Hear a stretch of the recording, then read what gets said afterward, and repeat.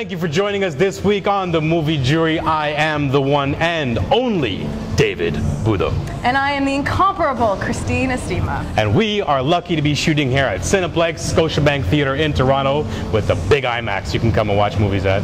In this episode, we are reviewing The King's Speech. And The Tourist.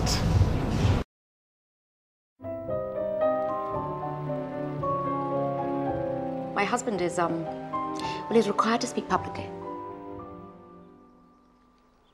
I have received...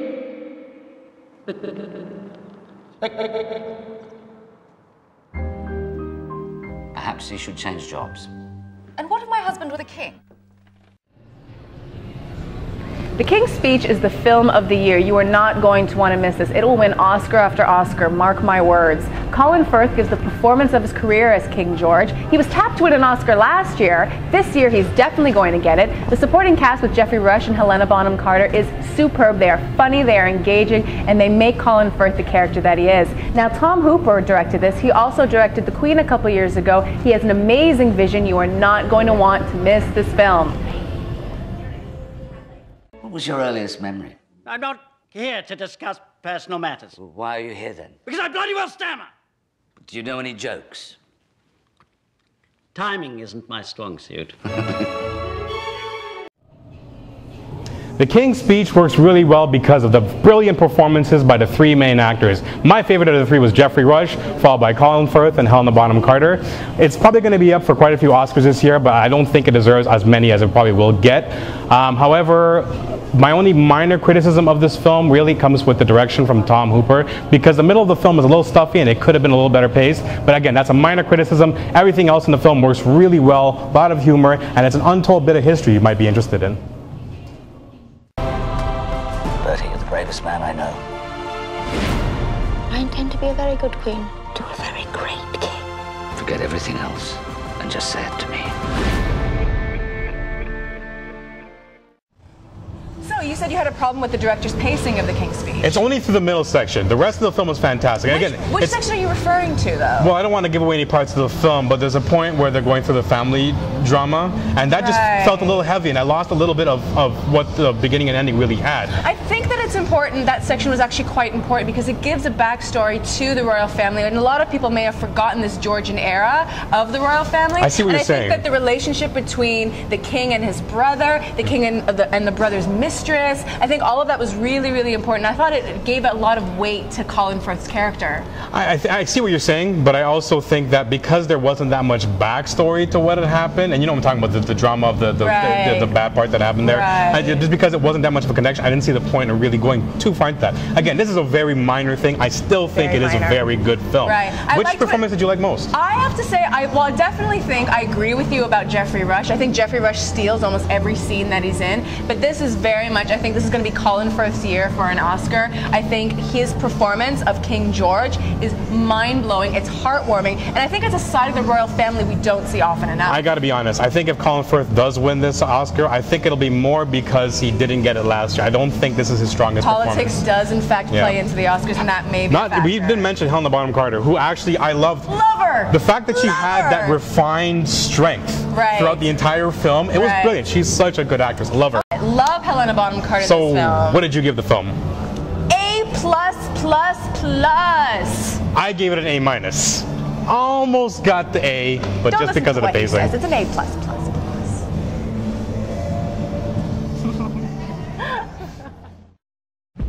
It all started when I met a woman.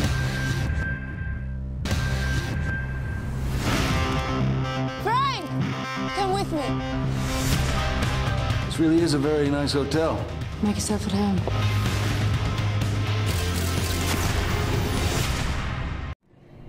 The Tourist is a derivative cliched film which is billed as a thriller but is high on guffaws.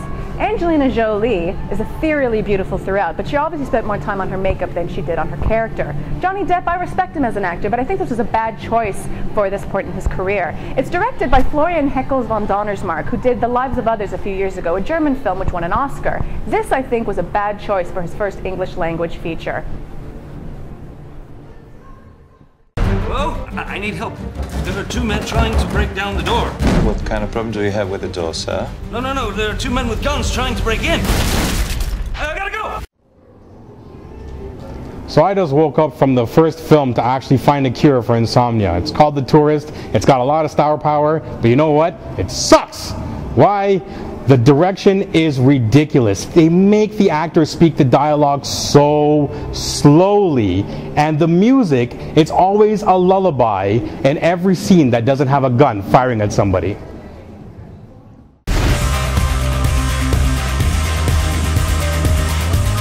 We know he will be with her.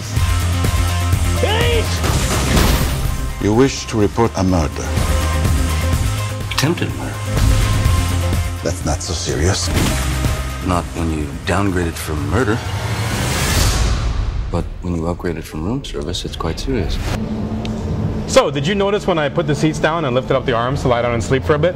I did actually notice that. I look over in the cinema. This one is napping during Yeah, it. because there is no point in paying Boring. attention. There was no point. Absolutely no point. This You guys film ever is a snooze fest. do you ever watch those fairy tales like Cinderella and stuff, and at the end when they actually kiss and there's that always that happy music? Right, Well, yeah. throughout the entire film, when a gun isn't being fired, this is the music that's being played. The manipulative strings is what's playing throughout the entire soundtrack, and you're just kind of like, oh my god, it's Velveeta cheese. The direction from Florian Henkel's von Donnersmarck. yeah, she has to say it because I can't say it, and I screwed up a lot of takes because of it. It is absolute garbage. The fact that you said he directed a good film, and he won an Oscar. He won an Oscar. His film won an Oscar for, oh my for god. The Lives of Others. If you haven't seen that film, you should. This is his first, I think, English language feature, and it's quite disappointing. I was shocked to find out that he directed The thing this. is, that had to be his decision to make them speak so slowly. It's ridiculous. It's dialogue that should have had some energy. This is a Too film many about pauses, espionage. too many unloaded, unpregnant pauses. It was quite boring. Their dialogue in no way reveals their romantic relationship. The romantic subplot felt tacked on. I did not believe that. The only thing, I actually like Johnny Depp's performance, but again, when he starts speaking slowly, and I don't think that's something he'd want to do, scrap. And the story itself. And Paul Bettany sucked. The story itself just isn't that great. I don't actually think the story is not that compelling. I have no interest in these two characters and the struggle that they go through. Then what did you give the film? D-. I gave it that too. D-. Don't watch this film. Don't download it. Don't watch it on TV. Don't rent it. Don't even look at the poster. It's not worth Seriously. anything. The trailer is manipulative. They lie. Save a couple hours. Don't see this film. Thank you for tuning into this episode of The Movie Jury. Yes, I look like a midget because she's really short. Thank you very much to Cineplex Scotiabank Theatre in Toronto for allowing us to shoot here. I'm Christina Stima, the Troll. And I'm David Budo, Sasquatch. We'll see you next week. Same bad time, same bad channel.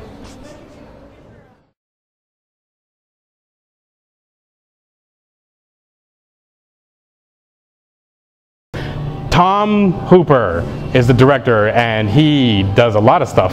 But I didn't like the pacing through the middle, but everything else was great. And you want to watch this for reasons unknown.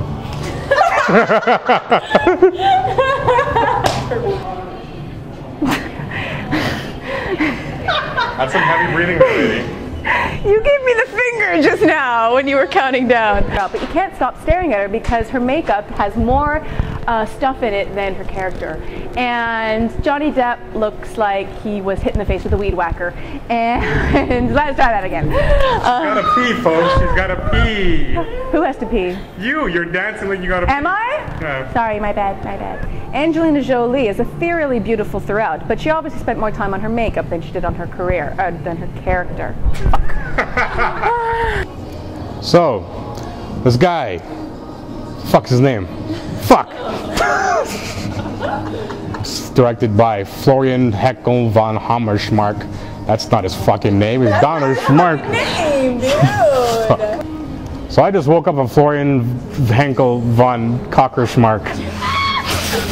Fucking. I'm not saying the guy's name anymore. Fuck it. And we'll see you next week. And the movie jury's something ass. And he fucked up. 5, 4. Thank you for tuning into this episode of The Movie Jury. Should I put in the part where you're just juggling your nuts there? I wasn't juggling my nuts, I was being leotarded What's this? like you. I was being